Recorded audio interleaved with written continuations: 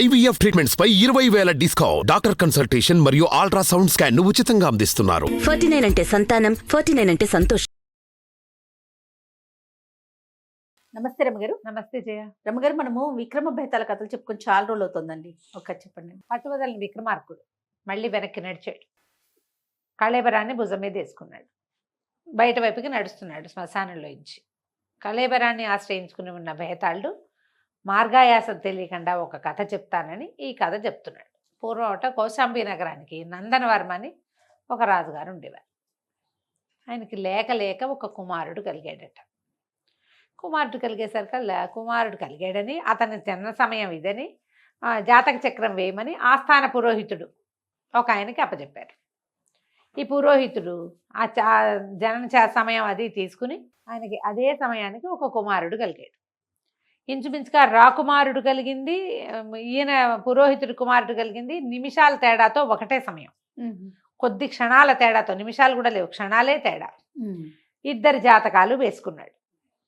వేసి చూస్తే ఆయనకి ఏం కనిపించింది, 20 సంవత్సరాల వయసు వచ్చేసరికి రాజకుమారుడికి ప్రాణగండం, పురోహిత కుమారుడికి రాజ్యప్రాప్తి ఉన్నాయి. ఆశ్చర్యపోయాడు. చూడగా చూడగా ఆయనకి ఏమనిపించింది, ఆయన పోతాడు ఈయన వెళ్తాడు అని అర్థమైంది. సరే, కుమారుడికి సుందరసేనుడు అని పేరు పెట్టాడు. రాజకుమారుడు ఆనందవర్మ. పురోహితుడికి పక్కనే ఉండటం వల్ల పిల్లలిద్దరూ ఒకేసారి పాఠశాలకు వెళ్ళారు, గురుకులానికి వెళ్ళారు, ఒకేసారి విద్యాబుద్ధులు నేర్చుకున్నారు. ఈయన జ్యోతిష్యుడి కుమారుడు కాబట్టి కుర్రవాడు సుందరసేనుడు థరోగా జ్యోతిష్యం నేర్చుకున్నాడు. ఆనందవర్మేమో చక్కగా రాజోచితమైన విద్యలు అన్నీ నేర్చుకున్నాడు. 19 ఏళ్ళు 20వ సంవత్సరం వచ్చింది. ఈయన ఎప్పుడెప్పుడా అని ఎదురు చూస్తున్నాడు. 20వ సంవత్సరం వచ్చిన ఒక 5-6 నెలలకి, 20 నిండాలి వీళ్ళ లెక్క ప్రకారం, ఒక 4-5 నెలలకి కుర్రవాడు సుందరసేనుడు అన్నాడు, నాన్న నా విద్యాభ్యాసం పూర్తయిపోయింది, గురువుగారు ఇంటికి వెళ్ళిపోమన్నారు, మరి కొంతకాలం దేశాటన చేసి రకరకాల హస్తాలు చూసి రకరకాల జాతక చక్రాలు, మన దేశంలో ఎలా ఉంది, పై దేశంలో ఆ కాలగమనం ఎలా ఉందో చూడాలని ఉంది, నేను దేశాటనకి వెళ్తాను అన్నాడు. అప్పటి పద్ధతి అది. దేశాటన చేయటం, తీర్థాటన చేయటం అత్యవసరంగా ఉండేది. వెళ్తాననేసరికి సరే అని 6 నెలల్లో నువ్వు తప్పకుండా తిరిగి రావాలని తండ్రి గట్టిగా చెప్పాడు. సుందరసేనుడు సరేనన్నాడు. ఆ అబ్బాయి వెళ్ళిపోయాడు. 6 నెలలు గడిచినాయి. గడిచేసరికల్లా ఒకనాడు రాజుగారు ఆనందవర్మకి రాజ్యాభిషేకం చేయబోతున్నానని ప్రకటించాడు. 20 ఏళ్ళు నిండిపోయినాయి. ఆ అబ్బాయి ఏమో రాలేదు, ఈ అబ్బాయికేమో పట్టాభిషేకం అంటున్నారు. ఇతనికి మరణగండం ఎక్కడా కనిపించట్లా. ఏమనుకున్నాడు ఈయన, మన జోస్యాన్ని మనమే నిజం చేయాలని పూనుకున్నాడు. రోజు రాజకుమారుడిని అబ్జర్వ్ చేసేవాడు. రాజకుమారుడు ప్రతిరోజు వ్యాహ్యాళ్ళకి ఆ తోట, వాళ్ళది ఒక అంతఃపురానికి మందిరాలకి ఆనుకున్న ఒక పెద్ద తోట, అతను అలా వెళ్ళి ఒక పెద్ద చెట్టు కింద ఉన్నటువంటి ఒక సోఫాలో, ఒక చెక్క సోఫా, అది మన రాతితో చేస్తారు కదా, ఆసనం మీద కూర్చునేవాడు. అతను నడిచి వచ్చి రెస్ట్ తీసుకునే ప్లేస్. ఈయన ఏం చేశాడు, ఆ చెట్టు మీద ఒక బండరాయిని చేర్చాడు మధ్యాహ్నమే. దానికి ఒక తాడు కట్టి దాన్ని, ఆ తాడుని అవతల నుంచి ఇంకో చెట్టు దగ్గరికి లాగి కట్టేశాడు. రాజకుమారుడు వచ్చి ఆ చెట్టు దగ్గర కూర్చునే సమయానికి అవతల చెట్టు దగ్గర నిలబడే తాడు ఊడదీసేసి పరిగెత్తుకుంటూ వెళ్ళిపోయాడు. మనిషి ఉన్నట్టు తెలియకూడదు కదా. ఈ తాడు వదిలేసరికల్లా, తాడు వదిలితే మనం ఇక్కడ వదిలితే ఇప్పుడే పడుతుంది, వెంటనే పడిపోతుంది. 1 నిమిషం 6 నిమిషం టైం తీసుకుంటుంది కదా. ఈ లోపల ఈ రాజకుమారుడు ఆ బల్ల మీద, అక్కడ ఆ రాయి మీద కూర్చున్నవాడు, ఆసనం మీద కూర్చున్నవాడు, అక్కడ ఏదో పువ్వు వికసిస్తే ఆ పువ్వుని దగ్గర నుంచి వాసన చూద్దామని లేచాడు. ఇతను లేచి పువ్వు దగ్గరికి వెళ్ళే లోపలే ఢామ్మని బండరాయి అతను కూర్చున్న చోట అతను నెత్తి మీద పడినంత ఇదిగా పడిపోయి తెల్లబోయాడు. ఇంత రాయి ఎట్లా పడింది? చెట్టు మించి రాయి పడ్డమేంటి? చెట్టు కొమ్మ విరిగిందంటే పోనీ ఒక రకం, చూస్తే ఆ బండరాతికి ఒక తాడు కట్టు, ఆ తాడు కూడా తెగిపడింది. ఆ తాడు ఎక్కడ కట్టుందో చూశాడు, అది ఇంకో చెట్టు దగ్గర పడింది. లాక్కుపోయింది. నేల మీద తాడు లాగేసిన సార కనపడుతోంది. అంటే ఏదో హత్యా ప్రయత్నం జరిగిందని తెలుసుకున్నాడు. వెంటనే తాడు ఎప్పుడైతే రాయి పడిన శబ్దమో, రాజకుమారుడు అటు ఇటు తిరగటం గమనించి అంగరక్షకులంతా వచ్చేసారు. అంతా అబ్జర్వ్ చేశారు, కానీ ఈ విషయాన్ని బయటపెట్టలే. మర్నాడు ఏ దుర్వార్తలు రాలే. రాజకుమారుడు హెల్తీగా తిరుగుతున్నాడు.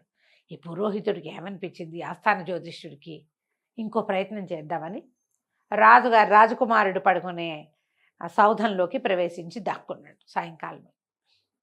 రాత్రి అతను నిద్రపోయాక చల్లగా లోపలికి ప్రవేశించి బాకు పెట్టి పొడి చేయబోయాడు.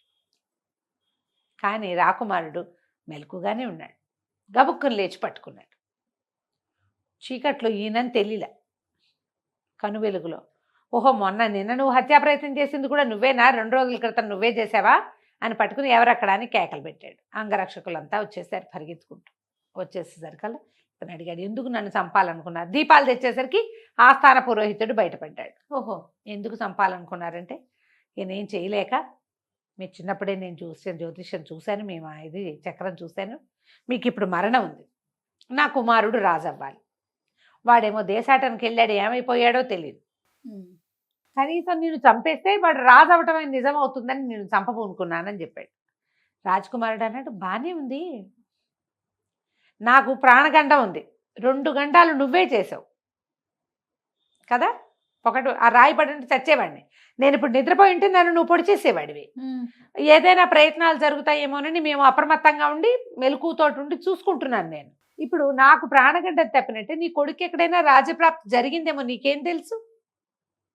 ఎక్కడికో వెళ్ళాడు, అక్కడ అతను రాజు అయ్యాడేమో అంటే ఈయన ఆలోచించడం మొదలుపెట్టాడు. అలా కూడా జరగచ్చు, ఈ అబ్బాయికి ప్రాణగండం ఉంది, ప్రాణగండం జరిగిపోయింది, రాజ్యప్రాప్తి కూడా జరిగిపోయి ఉండొచ్చు. ఈ సంఘటన జరిగిన 2-3 రోజులకి ఈయనకు ఉత్తరం వచ్చింది. వదిలేస్తారు అయితే? ఇంకా వదిలిపెట్టారు, ప్రస్తుతానికి వదిలిపెట్టారు. 2-3 రోజులకి ఉత్తరం వచ్చింది. ఏమని? కాశీ రాజ్యానికి రాజు అయ్యాడు సుందరసేనుడు అని. ఈ సుందరసేనుడు ఈ జ్యోతిషం నేర్చుకుంటూ కాశీ రాజ్యానికి చేరాడు. ఒకనాడు సాయంకాలం పూట ఆయన కాశీరాజ్యపు శివార్లలో వెళ్తుంటే కుర్రవాడు రాజుగారి మీద ఒక హత్యా ప్రయత్నం జరిగేసరికి ఆ సమయానికి అక్కడే ఉన్న అతను ఆ హత్యా ప్రయత్నం నివారించి రాజును కాపాడాడు. ఆయన తన దగ్గర పెట్టుకుని, ఇవి పిల్లవాడికి ఉత్తమ సాముద్రిక లక్షణాలు ఉన్నాయి, ప్రాణదానం చేశాడు కాబట్టి కుమారుడితో సమానమని ఆయన తన రాజ్యానికి ఉత్తరాధికారిని సుందరసేనుడిని చేశాడు. ఓహో, అట్లా రాజు అయిపోయాడు. ఈయన కోసం మంది మార్బలం వస్తున్నాడు తండ్రి కోసం అని పంపించాడు ఉత్తరం. ఈయనేమో, నన్ను క్షమించండి, ఇలా జరిగినందుకు నేను వెళ్ళొస్తానంటే ఆయన ఆనందవర్మ ఒప్పుకోలేదు. నువ్వు వెళ్ళొద్దు, నాకు ఆస్థాన జ్యోతిష్కుడుగా ఉండు, నా దగ్గరే ఉండమని అడిగాడు. అడిగితే ఆయనకు మొహం చెల్లల, వెళ్ళిపోయాడు. ఈ కథ చెప్పాడు బేతాళుడు. ఇప్పుడు అడిగాడు రాజును, తన మీద హత్యా ప్రయత్నం చేసిన వాడిని చంపకుండా ఎందుకు తన దగ్గర పెట్టుకుందాం అనుకున్నాడు ఆనందవర్మ? తన జోస్యం ఫెయిల్ అయినందుకు బాధపడి సిగ్గుపడి వెళ్ళిపోయాడా? ఎందుకు వెళ్ళిపోయాడు? ఆయన ఇక్కడే ఉండకుండా అక్కడికి ఎందుకు వెళ్ళాడు అంటే ఈయనేం చెప్పాడంటే, రాజుగారు ఇంత ఖచ్చితంగా 20 సంవత్సరాల ముందే ఈ రోజున ఏం జరగబోతోందో చెప్పగలిగేంత నిష్ణాతుడైన వాడు తన రాజ్యంలో ఉండటం తనకే ఘనత. హత్యా ప్రయత్నమే చేశాడు కానీ హత్య కాదు కదా చేసింది. అవును, ఆ హత్యా ప్రయత్నం కూడా అతని వల్లే జరగాల్సి ఉన్నది. జ్యోతిష్యాన్ని నిజం చేయడానికి అంత పనికి పూనుకున్నప్పటికీ దాన్ని ప్రిడిక్ట్ చేయగలిగాడు ముందే. అందుకని ఆయన ఘనాపాఠి కాబట్టి తన దగ్గర ఉంచుకోవాలనుకున్నాడు ఆనందవర్మ. ఇతనికి ప్రాణగండం ఉన్నది అన్నది మాత్రమే నేను తెలుసుకోగలిగాను కానీ అతను రాజు అవుతాడు అనేది నేను తెలుసుకోలేకపోయాను. నేను ఫెయిల్ అయ్యాను. నా కొడుకు రాజ్యం ఓకే, ఇతనికి ప్రాణగండం అంటే ఇప్పుడు గండం అంటే తప్పించుకుంటాడని తెలియలా నాకు. ఇప్పుడు చచ్చిపోయి వాడు రాజు అవుతాడు అనుకున్నా, కాబట్టి నేను ఫెయిల్ అయిపోయాను. ఫెయిల్ అయిన వాడిని మళ్ళీ ఇక్కడ ఉంటాను, నాకేం అర్హత ఉంది అని ఆయన కాశీ రాజ్యానికి వెళ్ళిపోయాడు. బేతాళుడికి నచ్చింది ఆన్సర్, సరిగ్గా చెప్పావు, అదే జరిగింది, కానీ నువ్వు మౌనభంగం చేసావు కాబట్టి నేను పోతున్నా అని పరిగెత్తాడు.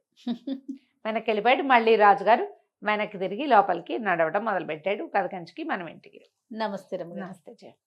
సుమన్ టీవీలో మీ పర్సనల్ అండ్ బిజినెస్ ప్రమోషన్స్ కోసం కింది నెంబర్కి కాంటాక్ట్ చేయండి.